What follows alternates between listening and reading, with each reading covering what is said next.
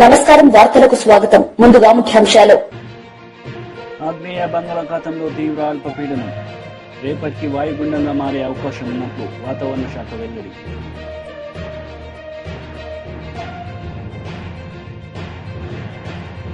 కలెక్టర్ల కాన్ఫరెన్స్ లో పాల్గొన్న సీఎం చంద్రబాబు నాయుడు. ఈ సందర్భంగా అధికారులతో ముచ్చటించిన సీఎం.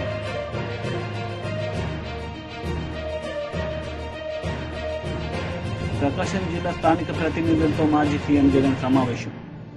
ప్రతినిధులకు దిశానిర్దేశం. కలెక్టర్ల కాన్ఫరెన్స్ లో సీఎం చంద్రబాబు నాయుడు పాల్గొన్నారు. ఈ సందర్భంగా ఆయన మాట్లాడారు. సముద్రంలో పోయే నీళ్లన్నీ కూడా రాయలసీమలో ఉండే అన్ని ప్రాజెక్ట్స్ డెవలప్ చేయగలిగాం. సో ఎన్ని డౌట్స్ ఉంటే చెప్పండి, or otherwise will disperse for. Sir, Krishna right bank కరకట్టకి ఫ్లడ్ డ్యామేజెస్ లో బాగా డ్యామేజ్ అయింది సార్. దాన్ని రిస్టోరేషన్ వర్క్ చేయకపోతే నెక్స్ట్ రైనింగ్ సీజన్ లో మళ్ళీ భయపడాల్సి వస్తుంది. అది వర్కౌట్ చేయండి. దాన్ని దేంట్లో చేయగలుగుతాము, will take it up. Purushottapatnam project land acquisition చేసి ఆల్మోస్ట్ 6 years అయింది సార్. ఆ రైతులకి ఇప్పటి వరకు పేమెంట్ అవ్వలేదు సార్. ఎవ్రీ మండే PGRS కి రెగ్యులర్ గా వాళ్ళు వస్తున్నారు సార్. వాట్ ఈస్ ది ఎంత, how many acres are pending there? Purushottapatnam 128 crores. ఈ మొత్తం లాస్ట్ టైం తమరు చెప్పినట్టు అబౌట్ 996 crores పోలవరం పేమెంట్స్ ఉన్నాయి సార్. దాంట్లో అబౌట్ 500 crores చిల్లర్ విల్ బి ల్యాండ్ ఎక్విజిషన్. అది కాదు, ఇది ఓన్లీ పురుషోత్తపట్నం.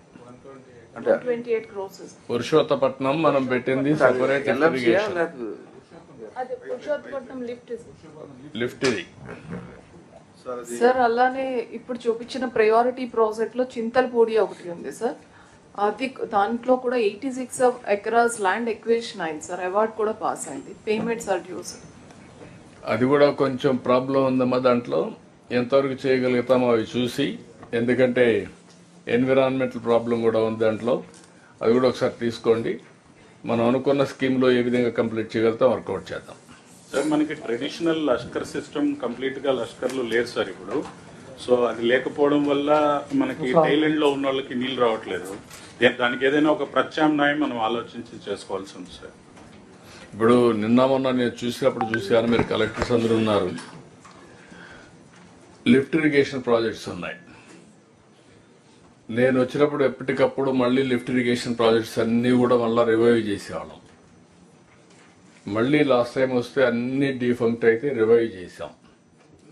ఇప్పుడు పంప్ సెట్స్ కూడా కొన్ని దొంగిలించే పరిస్థితి వచ్చారు, అవి కూడా పోయినాయి. ఇవన్నీ చూసిన తర్వాత మనం ఇన్వెస్ట్మెంట్ పెడుతున్నాం. మెయింటెనెన్స్ చేయకుండా, లేకుంటే అడ్మినిస్ట్రేషన్ యొక్క ఫెయిల్యూర్ వల్ల చాలా వరకు డీఫంక్ట్ అవుతున్నాయి. డీఫంక్టే కాకుండా ఇర్రిపేరబుల్ డ్యామేజ్ కూడా అవుతా ఉంది, థెఫ్ట్ కూడా జరుగుతున్నాయి. వీలైతే we want to call one tender PPP మోడల్లో ఇవన్నీ కూడా ప్రైవేటైజ్ చేసి అవుట్ సోర్సింగ్ కింద మనకి ఏదైతే దగ్గర 10 lakh acres ఆఫ్ ఇరిగేషన్ ఇచ్చే అవకాశం ఉంది. దాంట్లో 4 lakh acres నీళ్లు ఇవ్వలేకపోతున్నాం బికాస్ ఆఫ్ ఇవన్నీ రిపేర్లు రావడం కానీ, డీఫంక్ట్ కానీ, మిస్మేనేజ్మెంట్ కానీ వీటి వల్ల. దానికి కూడా నేను టెండర్ పిలవమన్నాను. పిలిచి అవుట్ సోర్సింగ్ చేస్తాం. శాశ్వతంగా పరిష్కారం అవుతుంది. This type of innovative ideas will bring it.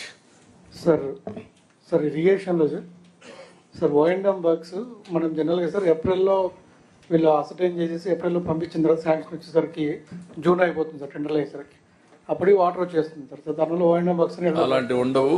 ఒకప్పుడు ఇవన్నీ తక్కువ టైం పెట్టి పని చేయకుండా డబ్బులు తీసుకోవడానికి చేసేవాళ్ళు. ఈ మరి ఉండవు. ఈసారి O&M అన్ని కూడా రెగ్యులర్ టైం బోర్డ్ ప్రోగ్రామ్ పెడతాం. Well in advance will complete it. Yeah, they will do it. Sir, good evening, sir. Sir, Collector Nellore, sir. Sir, we have Somashila project, sir. 2 issues, sir. Tamaru kuda chusaru, sir. Last time visit lo high level canal land acquisition jariginayi, sir. Dantlo pending payments unnayi, and another of 1200 acres kuda inka land acquisition pending unnayi, sir. Adokati. Rendodi Somashila di last time approve chesina work lo, sir. Konda varaku emergency work we have taken up, sir. ఆ bill కూడా మనకు financial ఇప్పుడు pending ఉంది sir. If that can be clear we will be able to take it up sir. ఏ work కూడా there are some financial constraints. అందుకని prioritise చేస్తున్నాం. Prioritise చేసిన ప్రాజెక్ట్ని ఫుల్గా ఖర్చు పెట్టి దాన్ని 1 year 2 yearsలోనే ఎగ్జిక్యూషన్ తీస్తున్నాం. కాబట్టి మీరు చెప్పింది కూడా హై లెవెల్ కెనాల్ ఎంతవరకు చేసిన తెలియదు, కానీ రిపేర్లు అవన్నీ చేయమని చాలా స్పష్టంగా చెప్పాం. ప్రతి ఒక్క ప్రాజెక్టులో ఇప్పుడు అందిరినీవా ఉంది. అందిరినీవా లాస్ట్ వరకు నీళ్లు రావడం లేదు. వీ విల్ కంప్లీట్ దట్ అందిరినీవా. లేకపోతే వెలుగొండ ఉంది, ఎప్పటి నుంచో పెండింగ్ ఉంది. We want to complete that Veligonda. అదే మరి అనకాపల్లి వరకు ఏదైతే పోలవరం లెఫ్ట్ మెయిన్ కెనాల్ పూర్తి చేసే నీళ్ళన్నీ విశాఖపట్నానికి వెళ్తాయి. That we have to complete. Polavaram ఉమ్మడి ప్రకాశం జిల్లా స్థానిక ప్రతినిధులతో మాజీ సీఎం జగన్ సమావేశమయ్యారు. సందర్భంగా పార్టీ ప్రతినిధులకు ఆయన దిశానిర్దేశం చేశారు. సో రైతులు గత్యంతరం లేక మిల్లర్ల దగ్గరికి పోవడం, మిల్లర్లు 300 రూపాయలు 400 రూపాయలు తక్కువ రేటు కొనుగోలు చేయడం, ఇది ఇప్పుడు జరుగుతూ ఉంది. అన్ని రకాలుగా సర్వనాశనం చేస్తూ ఉన్న ఈ పరిస్థితుల మధ్య, ఈ డైవర్షన్ పాలిటిక్స్ మధ్య ఈరోజు మనం పార్టీ బలోపేతానికి, పార్టీ బలోపేతంతో పాటు ప్రజల తరపున మనం నిలబడడానికి ఏ రకమైన ఉద్యమం చేయాలి, ఎలా ఉద్యమాలు చేయాలి అని చెప్పి ఆలోచన చేయడానికి మనం అంతా కూడా ఈరోజు సన్నద్ధమైనాం. ఎందుకంటే ప్రజల తరపున మళ్ళీ పోరాటం చేయాల్సిన సమయం వచ్చింది. ప్రజల తరపున ప్రజలకు దగ్గర కావాల్సిన సమయం వచ్చింది. ప్రజలు ఇబ్బందుల్లో ఉన్నప్పుడు మనం ఉన్నాము అన్న భరోసా ప్రజలకు మనం ఇవ్వాలి. ప్రతి అడుగులోనూ వ్యతిరేకతే. ఒకవైపున చేయాల్సిన ఏ మంచి పని జరగలేదు. సూపర్ 6లు లేవు, సూపర్ 7లు లేవు. మరోవైపున వ్యవస్థలన్నీ పూర్తిగా నీరు గారిపోయాయి. విద్యారంగం కానీ, వైద్య రంగం కానీ, వ్యవసాయ రంగం కానీ, డోర్ డెలివరీ కానీ, గవర్నెన్స్ కానీ. మరోవైపున చూస్తే బాధుడే బాధుడు. కరెంటు బిల్లులు ముట్టుకుంటే, కరెంటు బిల్లులు ఈరోజు ముట్టుకుంటే ఈ నెల స్టార్ట్ అయింది. ఇంకా మొదటి డోసే 6,000 కోట్ల రూపాయలకు సంబంధించిన మొదటి డోసు ఈరోజు ఇచ్చినాడు ఈ నెల బిల్లులో. నవంబర్ నెల బిల్లు, డిసెంబర్ నెల బిల్లు, ఏ ఇంటికి వెళ్ళి కరెంటు బిల్లు ఎంత అని చెప్పి తేడా అడిగితే ప్రతి ఇంట్లో కూడా తేడా కనిపిస్తుంది. కనీసం 300 రూపాయలు పైన రేట్లు పెరిగినాయి. అది ఈ నెలే. రేపు నెల మరో 9,000 కోట్లు వేస్తున్నాడు. ఆ 9,000 కోట్ల భారం కూడా రేపు నెల బిల్లులో ఇంకా కనిపిస్తుంది. అంటే కరెంటు బిల్లులు ఇంకా షాక్ కొట్టే పరిస్థితిలోకి కరెంటు బిల్లులు వచ్చేస్తున్నాయి. ఒకవైపున బాధుడే బాధుడు. రోడ్ల మీద ట్యాక్స్ అంట, రోడ్ల మీద ట్యాక్స్ అంట. ఆశ్చర్య కలిగించే విషయం ఏంటంటే, రోడ్లు బాగు చేయడం కోసం రోడ్ల మీద ట్యాక్సులు వేసే కార్యక్రమం నేషనల్ హైవేస్ మీద మనం అంతో ఇంతో చూసినాం, కానీ గ్రామీణ రోడ్ల మీద కూడా రోడ్లు బాగు చేయడం కోసం రోడ్ల మీద ట్యాక్సులు వేసే బాధుడే బాధుడు కార్యక్రమానికి చంద్రబాబు నాయుడు గారు శ్రీకారం చుడతా ఉన్నారు. ఆశ్చర్యం నిజంగా ఏమిటంటే, ఆయన హయాంలో మన హయాంలో రెండు తేడా చూస్తే, రోడ్ల మీద మనం ఖర్చు పెట్టింది 43,000 కోట్ల చిల్లర అయితే ఆయన హయాంలో ఖర్చు పెట్టింది 27,000 కోట్ల చిల్లర మాత్రమే. అక్కడ కూడా మనమే ఇన్ని సంక్షేమ పథకాలు చేస్తూ కూడా అక్కడ కూడా మనమే ఎక్కువ ఖర్చు పెట్టాం. ఈరోజు చంద్రబాబు నాయుడు గారి హయాంలో సంపద సృష్టి అని అంటే దాని అర్థం బాధుడే బాధుడు. ఇది చంద్రబాబు నాయుడు హయాంలో డెఫినిషన్ సంపద సృష్టికి సంబంధించి. ఒకవైపునేమో మనం కడతా ఉన్న మెడికల్ కాలేజీలు అమ్ముతానంటాడు.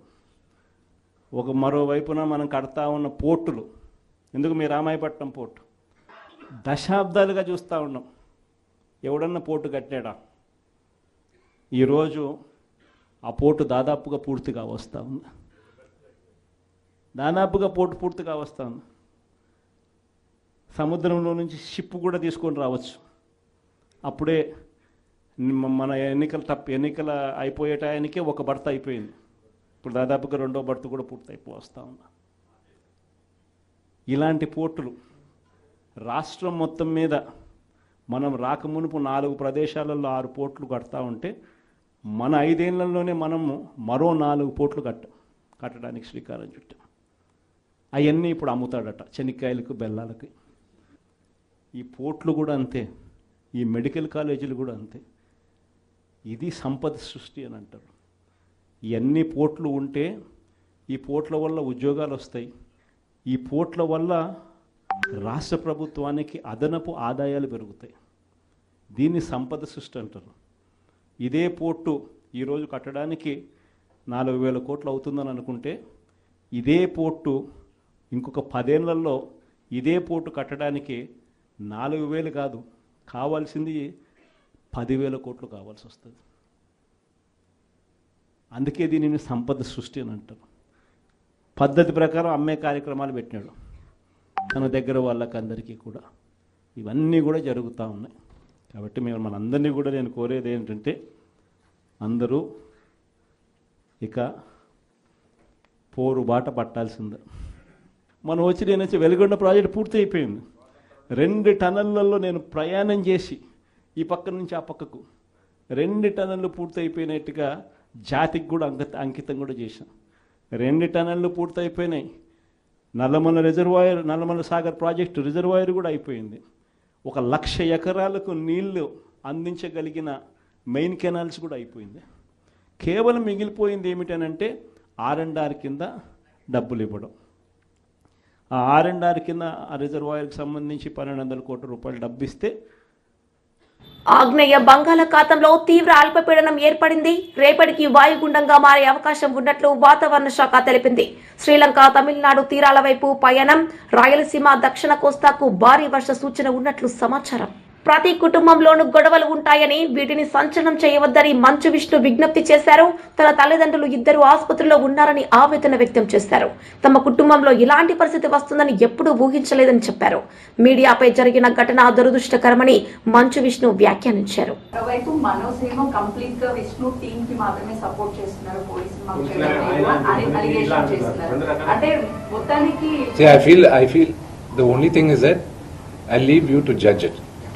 నిన్న రాత్రి జరిగిన సంగతి యు సాట్.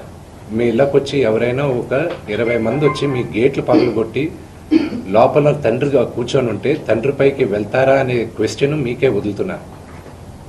నేను చావనైనా చేస్తాను కానీ అలాంటి పని చేయండి. నా నోరు మూసుకో అంటే షడప్.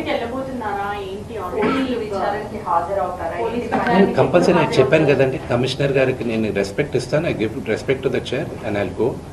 నాన్నగారికి ఇప్పుడు న్యూస్ బులెటిన్ ఇప్పుడే వచ్చింది కదా, medical bulletin. So once the CT scan is over and everything is over, నా పరిస్థితి ఇట్స్ యూనో కదిపితే ఏడ్చేటట్టున్నా. My mother is not feeling well at one side. అంటే మనోజ్ గారు ఆయన భార్య వచ్చిన తర్వాత మారిపోయాడు, వాళ్ళిద్దరు కలిసి ఇది అంతా చేస్తున్నారు అనేసి చెప్పారు. ఆయన నాన్నగారు భార్య మాట విని మనోజ్ తాగేసి అలా చేస్తూ ఉన్నాడు అని I will not answer that question. విద్యా సంస్థల ఇష్యూ పెద్దదవడం వల్లే ఇదంతా జరుగుతుంది అని చెప్పేసి బయట అక్రమాలు జరుగుతున్నాయి అక్కడ స్టేట్మెంట్ ఇచ్చాడు కదా. సో అదేనా కారణం ఈ ఇష్యూస్ అంతటికి? అక్రమాలను బయట పెడితే ఇలా దాడి చేస్తారా అంటున్నారు. దాని మీద They can do it. Today Telugu రాష్ట్రాల్లో Mohan Babu university is one of the most prestigious university. భారతదేశంలో ఐఐటీస్ని ఛాలెంజ్ చేసాం మనం. మోహన్ బాబు యూనివర్సిటీ 2 రాష్ట్రాల్లోనూ మోహన్ బాబు యూనివర్సిటీ లాస్ట్ 3 yearsగా హైయెస్ట్ పే ప్యాకేజ్ ఒక స్టూడెంట్కి 75 లక్షలు 60 లక్షలు. ఒక మామూలు ఫార్మర్ డాటర్ కూలి పని చేసుకునే ఒక ఫ్యామిలీ నుంచి వచ్చి 45 లక్షల రూపాయలు జీతం సంవత్సరానికి అనేది ఆ ఘనత మోహన్ బాబు యూనివర్సిటీకి ఉంది. అండ్ త్వరలో అనౌన్స్ చేస్తాం. భారతదేశం ఎన్నో సంవత్సరాల నుంచి ఫారిన్ యూనివర్సిటీస్ ఇండియాకి తీసుకురావాలని ప్రయత్నిస్తుంది. ఇండియాలోనే first university Mohan Babu university అవుతుంది. పెన్ స్టేట్ యూనివర్సిటీతో ఇండియాకి తీసుకురావడం. And they are rank number 50 in the world. So ఆ ఘనత మోహన్ బాబు యూనివర్సిటీకి ఉంది.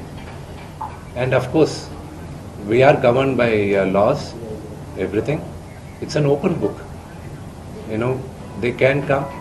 అక్కడ and another one great thing is that ఒక స్టూడెంట్ ఫీమేల్ మేల్ రేషియోలో ఎప్పుడు ఫీమేల్ రేషియో 30 to 35% ఉంటుంది. ఆర్గనైజేషన్ కానీ ఎడ్యుకేషన్ ఇన్స్టిట్యూషన్స్ కానీ ఎక్కడైనా మోహన్ బాబు యూనివర్సిటీలో 53% ఉమెన్ ఉన్నారు, గర్ల్ చైల్డ్. దానికి ఒకే ఒక reason, because chancellor Mohan Babu గారిని నమ్మి, ఆయన క్రమశిక్షణని నమ్మి. మా నాన్న మనసును మార్చేసి ఆయన దృష్టిలో నన్ను శత్రువుగా చిత్రీకరించి నాపై దాడులు చేస్తారని మంచు మనోజ్ చెప్పారు. సిపి కార్యాలయానికి వెళ్లే ముందు మీడియాతో మాట్లాడిన మంచు మనోజ్ కంటతడి పెడుతూ భావోద్వేగానికి గురయ్యాడు. ఆస్తుల కోసం మా అన్నతో గొడవ పడ్డానన్నది వాస్తవమని మనోజ్ వెల్లడించి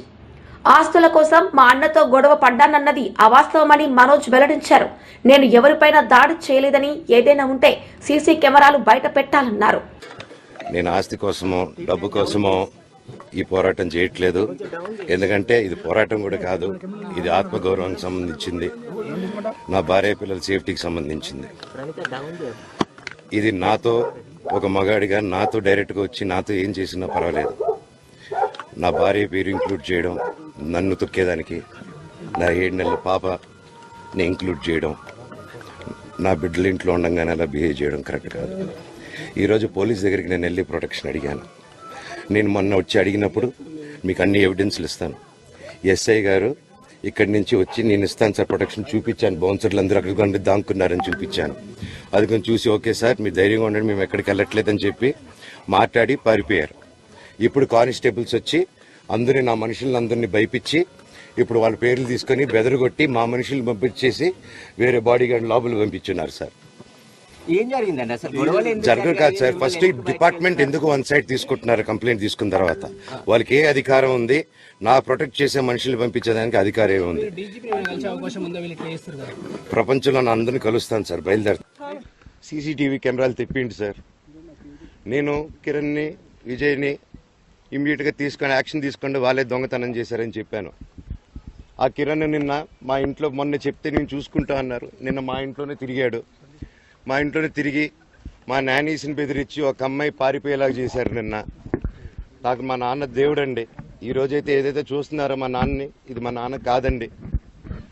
నేను అబద్ధాలు ఆడేవాడిని కాదు. విజయ్ అనే వ్యక్తి నిన్న అంత చెప్పిన తర్వాత కూడా మా ఇంట్లోనే నన్ను కొట్టేటప్పుడు అతని కారు నింది వెనకాల నుంచి అలాగే వెళ్ళిపోయారు అందరు ఉండగానే. అన్ని కంప్లైంట్లు పెట్టిన తర్వాత కూడా మా ఇంట్లో ఎందుకున్నాడు ఆ దొంగ?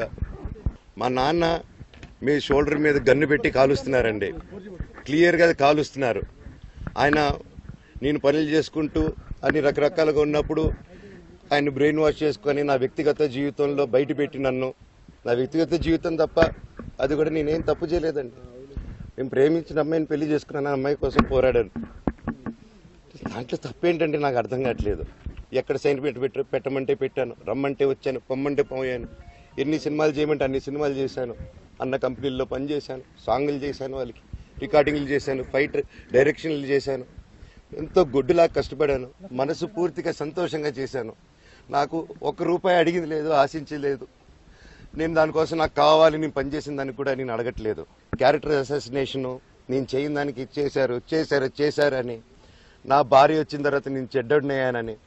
అదే వాళ్ళ తల్లిదండ్రులు ఉండుంటే గమ్మునుంటారా అండి? ఈరోజు నేను గమ్మునుంటే ఎలా అండి? తనకి తల్లి అయినా తండ్రి అయినా అన్నీ నేనే అండి. ఈరోజు తను వాళ్ళ ఇంట్లో ఆధారపడదు, నేను మా ఇంట్లో ఆధారపడను. నేను నా సినిమాలు చేసుకుంటున్నాను. తను సొంతంగా ఒక టాయ్ కంపెనీ పెట్టుకుంది. లాక్డౌన్లో నా అహం బ్రహ్మస్మి సినిమా మా ప్రేమ కోసం ఆపేసినప్పుడు నిర్దాక్షిణంగా నేను చెన్నైకి షిఫ్ట్ అయిపోయి ఈ ఊర్లో వద్దని నేను డ్రాయింగ్లు చేసి కథలు రాసుకొని నా ఫ్రెండ్స్ దగ్గర కొంచెం అప్పులు చేసుకొని మేమే పెట్టుబడులు పెట్టుకుంటూ ఈరోజు మనీని నిలదొక్కున్నాం అండి. నేను, నా భార్య, తను, నేను, ఇంకొక 3-4 కలిసి దీన్ని ఇంత దూరం తీసుకొచ్చామండి. ఇన్నాళ్ళు గమ్మునున్నాను. ఓకే, ఈరోజు మీకు సాయంత్రం వచ్చిన ప్రూఫ్స్ అన్ని వదులుతాను. మా నాన్న మీద గన్ను పెట్టి కాల్చే వినయ్కి, మా అన్నకి సాయంత్రం ప్రతిదీ చెప్తాను.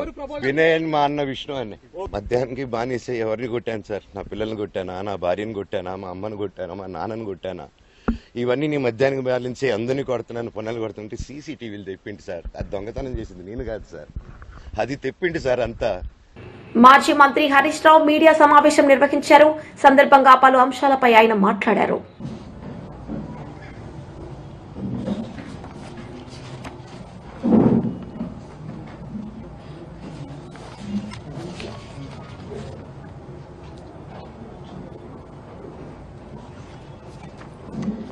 ఈ మధ్య గౌరవనీయులు మన రాష్ట్ర ముఖ్యమంత్రి గారు రేవంత్ రెడ్డి గారు తెలంగాణ ఉద్యమం గురించో తెలంగాణ రాష్ట్ర ఏర్పాటు గురించి ఆయన మాట్లాడడం వింటే 100 ఎలుకలు తిన్న పిల్లి తీర్థయాత్రకు పోయిందట. అంటే దయ్యాలు వేదాలు వల్లించినట్టుగా రేవంత్ రెడ్డి గారి యొక్క వ్యాఖ్యలు, ఆయన యొక్క చర్యలు ఉన్నాయి. డిస్టర్బ్ చేయకుండా బిడ్డ, ఎందుకు 5 నిమిషాలు డిస్టర్బ్ చేయాలి? బతిలాట కూడా చేస్తారు ఇంద్ర బిడ్డ. సో రేవంత్ రెడ్డి గారి వ్యాఖ్యలు దయ్యాలు వేదాలు వల్లించినట్టున్నాయి. సరే, రేవంత్ రెడ్డి గారు చరిత్రలో ఎప్పుడన్నా ఒకనాడు జై తెలంగాణ అన్నది లేదు, ఒకనాడు అమరవీరుల స్తూపం దగ్గర 2 పూలు పెట్టింది లేదు, ఉద్యమంలో ఒకనాడు రాజీనామా చేసిన పాపాన పోలేదు. ఏ ఒక్క రోజు కూడా ఆయన ఉద్యమంలో పాల్గొన్నటువంటి వ్యక్తి కాదు.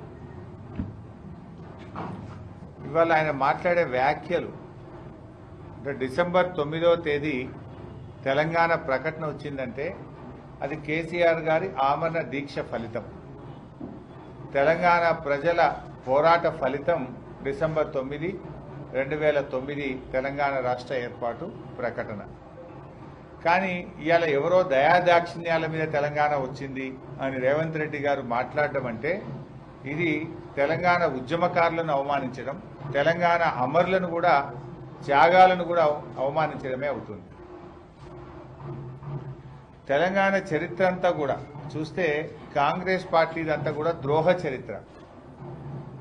తెలంగాణకు నంబర్ 1 విలనే కాంగ్రెస్ పార్టీ. అడుగడుగునా తెలంగాణ ప్రజల ఆకాంక్షను కాలరాసిన పార్టీ కాంగ్రెస్ పార్టీ. ఉద్యమాలను అణచివేసిన పార్టీ కాంగ్రెస్ పార్టీ. ఎంతో మంది ప్రాణాలను బలిగొన్న పార్టీ కాంగ్రెస్ పార్టీ. అసలు మొట్టమొదలు ఆంధ్రప్రదేశ్తో కలవము, మా రాష్ట్రం మాకే ఉండాలంటే కూడా ఆనాడు ఆంధ్ర నాయకుల లాబీయింగ్కు తల ఒగ్గి ఉన్న తెలంగాణను ఆంధ్రాలో కలిపిందే కాంగ్రెస్ పార్టీ.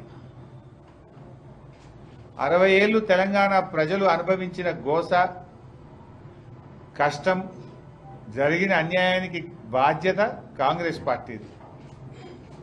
ఫజల్ అలీ కమిషన్ సిఫార్సులను తుంగలో దొక్కింది నెహ్రూ గారి రాజ్యం అయితే 69 ఉద్యమాన్ని ఇనుపకాలతో తొక్కింది ఇందిరమ్మ రాజ్యం.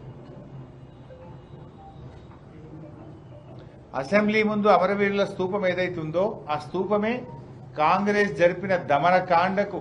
వార్తలు ముగించే ముందు ముఖ్యాంశాలు మరోసారి. ఆగ్నేయ బంగాళాఖాతంలో తీవ్ర అల్పపీడనం, రేపటికి వాయుగుండంగా మారే అవకాశం ఉన్నట్లు వాతావరణ శాఖ వెల్లడి.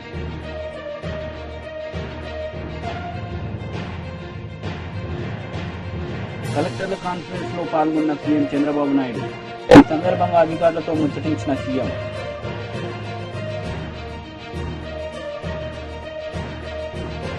ప్రకాశం జిల్లా స్థానిక ప్రతినిధులతో మాజీ సీఎం జగన్ సమావేశం.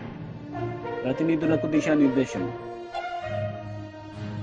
ఈ వార్తలు ఇంతటితో సమాప్తం. తిరిగి ప్రసారమయ్యే వార్తల్లో మళ్ళీ కలుద్దాం. అంతవరకు సెలవు. నమస్తే.